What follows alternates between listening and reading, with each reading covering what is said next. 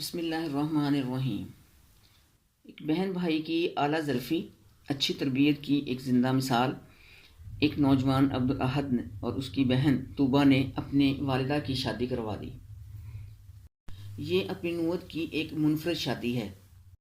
اور انہوں نے سیدنا انس رضی اللہ تعالیٰ عنہ کی یاد کو اور ان کی سنت کو تازہ کر دیا، اور سوشل میڈیا پر بھی اس کو بہت سراہا جا رہا ہے، اس کو اپریشیٹ کیا جا رہا ہے۔ یہ مثال واضح کرتی ہے کہ والدین کے حق میں اولاد کو دین کے اصولوں کو مد نظر رکھتے ہوئے ایسے فیصلے کرنے چاہیے جو ان کے لیے دنیا اور آخرت میں آسانی اور سکون کا ذریعہ بنے۔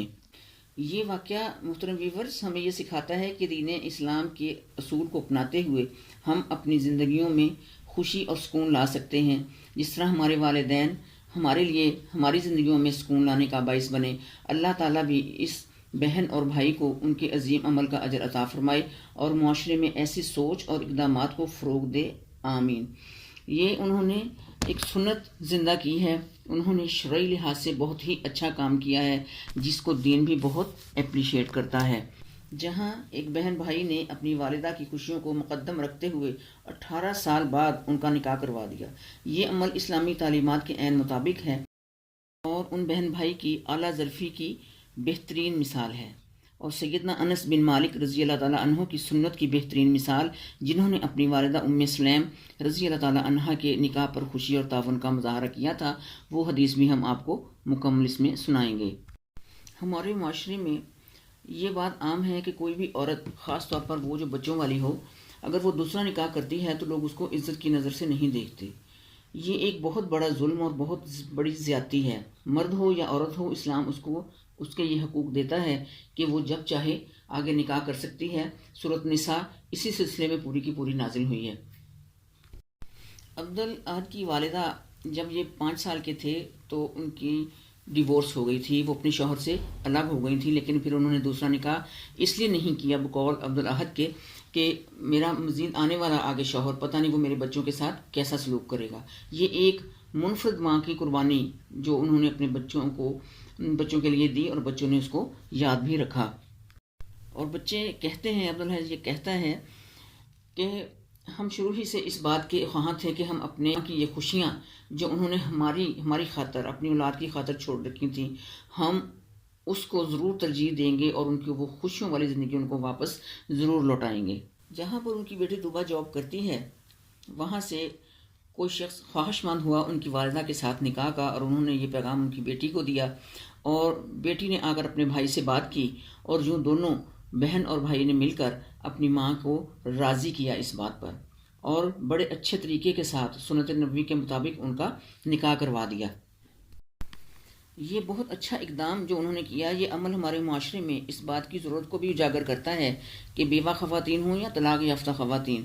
ان کے لیے نکاح کو معیوب نہ سمجھا جائے۔ ان کی خوشیوں اور سکون قلب کا خیال رکھنا نہ صرف اولاد کی ذمہ داری ہے بلکہ پورے معاشرے کی اجتماعی سوچ کا ایک حصہ ہونا چاہیے، اور عزیز اور رشتہ داروں کو اس پر کوئی اختلاف بھی نہیں کرنا چاہیے۔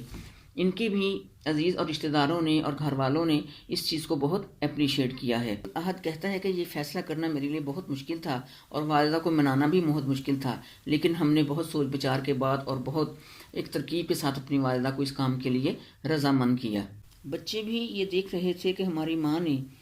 وہ زندگی جو ان سے الگ ہو گئی ہے، وہ زندگی جو انہیں راس نہیں آئی یا وہ اس کو پا نہیں سکی،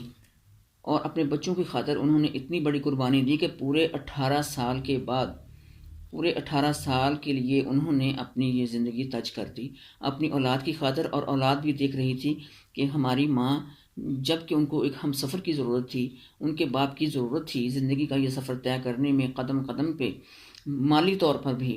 تو وہ انہوں نے ان کو باپ بن کر پالا، اس ماں نے ان کو باپ بن کر پالا۔ وہ بچے سب کچھ دیکھ رہے تھے، اور انہوں نے اپنی ماں کے لیے ایک پھر بہترین فیصلہ کیا۔ پھر عبدالاحد خود اپنے گھر کا بڑا بن کر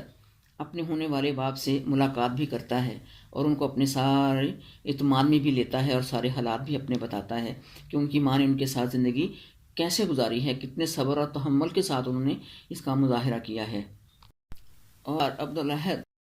اپنی ہی ماں کی شادی پر اپنی ہی ماں کا گواہ بھی بنا۔ انہوں نے گھر کو سجایا، انہوں نے اپنی ماں کے لیے لہنگا بھی خریدا اور ان کو بیوٹی پارلر بھی بھیجا۔ پھر وہ یہ بھی بتاتے ہیں کہ اس شادی کے دوران ان کے احساسات، ان کی فیلنگز، عجیب سی کیفیتوں کا سامنا وہ کرتے رہے۔ ظاہر ہے یہ سب ہونا تھا کہ وہ بچے ہیں اور جوان ہیں، اور گھر کے بڑے بھی ایک طرح سے وہ بنے ہوئے ہیں، اور پھر اپنی ماں کی شادی کا وہ سلسلہ آگے چلا رہے ہیں۔ وہ کہتے ہیں کہ جب امی پارلر گئیں، وہاں میں نے ان کو ویڈیو کال کی اور بات کی، اور امی جب دلہن بنی ہوئی گھر واپس آئیں تو زندگی میں پہلی بار میں نے اپنی ماں کو اس روپ میں دیکھا تھا، اور میری ماں بہت حسین لگ رہی تھی۔ ظاہر ہے گھر میں شادی کے معاملات تھے اور والدہ سجی ہوئی تھیں۔ وہ کہتے ہیں کہ میں نے کبھی اپنی ماں کو اس روپ میں نہیں دیکھا تھا۔ وہ کہہ رہی ہیں کہ امی اتنی پیاری لگ رہی تھی، مجھ سے دیکھا نہیں گیا، اور میں اٹھ کر اپنے دوست کے پاس چلا گیا۔ یہ بھی ایک عجیب ماحول، ایک عجیب کیفیت ہوتی ہے کہ اولاد بھی جوان ہے اور وہ اپنی ماں کی شادی میں بڑی بھی بنی ہوئی ہے، اور گھر میں ایک شادی والا ماحول بھی بنا ہوا ہے، اور ایک عجیب سی ان کی فیلنگ ہے کہ وہ اپنی ماں کو اپنے ہاتھوں سے رخصت بھی کر رہے ہیں۔ ایک بیگانگی ہلکی سی بھی یقیناً ان کو محسوس ہو رہی ہوگی کہ اب ان میں، ان کی محبت میں، ایک مامتا کی محبت میں ایک حصے دار ان کا باپ جو بننے جا رہا تھا، تو اس کا بھی ان کو یقین خیال آ رہا ہوگا۔ کہتے ہیں کہ میرے لیے تو ایک عجیب کشمکش کا وقت تھا۔ عبدالاحد کہتے ہیں کہ میری یہ ایک عادت ہے، ہیبٹ ہے، اور سنت نبوی بھی ہے کہ میرے گھر میں کوئی بھی فیمیل آئے، میری عزیز رشتہ دار ہو، میری بہن ہو یا میری ماں ہو، تو جب وہ گھر سے باہر جائے کسی بھی کام کے سلسلے میں تو دروازے تک میں ان کو رخصت کرنے ضرور جاتا ہوں۔ تو اب ایک عجیب کشمکش، ایک عجیب فیلنگ تھی کہ ہماری والدہ جنہوں نے ہمیں باپ بن کر پالا، ہماری گارڈین بھی تھیں وہ، تو اب وہ اس گھر سے رخصت ہو رہی تھیں۔ اور جب میں نے اپنی والدہ کو رخصت کرنا چاہا، عبدالاحد کہتے ہیں کہ جب میں نے اپنی والدہ کو رخصت کرنا چاہا تو میں نے اس بات کو محسوس کیا کہ آج ہماری محبت میں کوئی اور بھی شریک ہو گیا ہے۔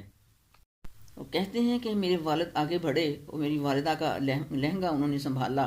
اور ان کو سہارا دیتے ہوئے آگے بڑھے اور گاڑی کا دروازہ کھول دیا۔ بہرحال ان کی اپنی ایک عجیب ماں کو رخصت کرتے ہوئے فیلنگ تھی، لیکن انہوں نے یہ تہیہ بھی بہن بھائی نے کر رکھا تھا کہ ماں کی یہ زندگی جو انہوں نے ہمارے لیے 18 سال چھوڑے رکھی، ان کو لوٹا کر ہی دم لیں گے۔ اور نہ ہی وہ کہتے ہیں کہ ہمیں اس بات کا اندازہ تھا کہ اس شادی پر ہمارے رشتہ داروں کا کیا رسپانس آئے گا، محلے داروں کا کیا رسپانس آئے گا، اور دنیا میں جب یہ بات پھیلے گی، سوشل میڈیا پر جب یہ بات پھیلے گی تو کیا رسپانس آئے گا۔ فارچونیٹلی ہمارے معاشرے میں اس بات کو ایکسیپٹ ہی نہیں کیا جاتا، جیسے میں نے آپ سے پہلے عرض کیا کہ شادی شدہ عورت اور اگر بچوں والی بھی ہو تو وہ دوبارہ نکاح کرے تو اس کو بڑی معیوب سمجھا جاتا ہے اور بڑی معیوب نظروں سے دیکھا جاتا ہے۔ لوگ اس کو خوشی کے ساتھ ایکسیپٹ نہیں کرتے، لوگ اس کو بڑے بوجھل اور بڑے ہی طنزیہ آپ کہہ سکتے ہیں اس طریقے سے دیکھتے ہوئے قبول کرتے ہیں، اور پھر باتیں الگ سے بناتے ہیں اور ایسی باتیں بناتے ہیں کہ دل چیر دینے والی ہوتی ہیں۔ ہمارے معاشرے میں یہ بات ایک انہونی سی ہے، اور لیکن سبوی زمانے میں یہ بات عام تھی۔ سیدنا انس کا اگر یہاں ذکر نہ کیا جائے تو ٹھیک نہیں ہوگا۔ حضرت انس بن مالک رضی اللہ تعالیٰ عنہ کی مثال دینا اس واقعے کے لیے بہت موزوں ہے، شرعی طور پر رہنمائی بھی فراہم کرتی ہے۔ حضرت انس بن مالک رضی اللہ تعالیٰ عنہ کے والد کا انتقال ہو گیا تھا، اور ان کی والدہ ام سلیم رضی اللہ تعالیٰ عنہ بیوہ ہو گئی تھی۔ ان کی والدہ نے اپنی زندگی کو صبر و استقامت سے گزارا اور دین کی راہ پر استوار رہیں۔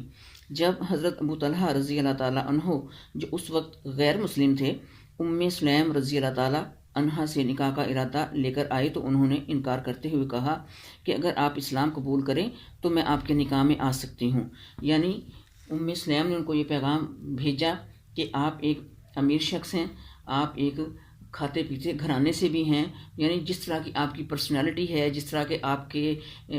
باء اجداد اور آپ کے پیچھے گھر والے ہیں، اچھے لوگ ہیں، اور آپ کو ایک عزت کی نگاہ سے دیکھا جاتا ہے، تو آپ جیسے لوگوں کا، آپ جیسے شخص کا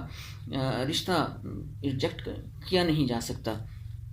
تو انہوں نے یہ کہہ کر انکار پہل تو کیا کہ جب آپ اسلام قبول کریں گے تو پھر میں آپ کے نکاح میں آ سکتی ہوں۔ حضرت ابو طلحہ رضی اللہ تعالیٰ عنہ نے اسلام قبول کیا اور پھر ان دونوں کا نکاح ہو گیا۔ حضرت انس رضی اللہ تعالیٰ عنہ نے اس نکاح کو خوشی سے قبول کیا اور اپنی والدہ کی خوشی اور راحت کو ترجیح دی۔